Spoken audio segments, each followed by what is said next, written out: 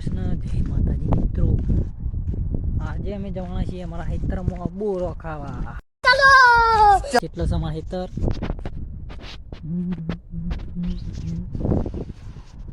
તો guys finally અમે એકન આવીએ છીએ. તો જતા જતા જોતા જતા ખેતર કેટલા છે બોરો.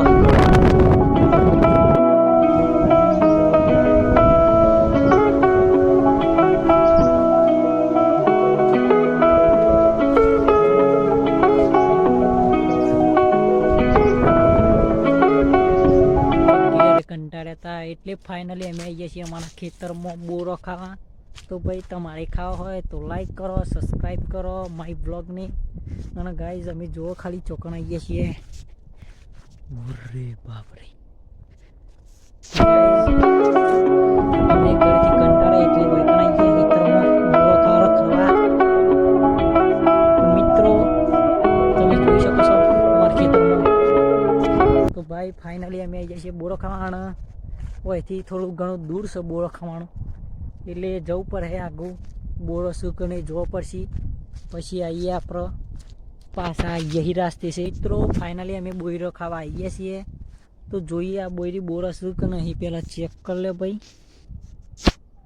જોઈ લે તો બોરો તો દેખાતો નહીં, પણ હા બોયરી તો બોરો નહીં. તો ગાઈસ આ જો કોરોના, આ કેટલા બધો આ ભારત દેશમાં કોરોના આવી દીધું છે.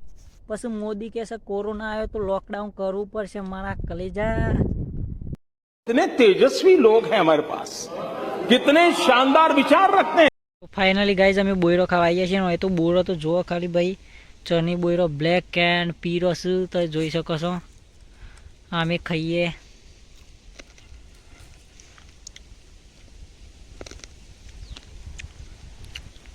અરે બોયરી બહુ બોરો નહીં, પણ શું ખરો.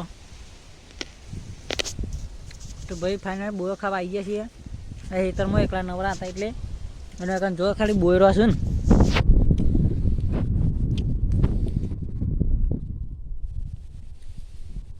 મારો હવે પવન ફૂલ છે ને કાલ ઉતરણ આવે એટલે પછી કાલ ઉતરણ છે એટલે પછી પવન જ નહીં હોય.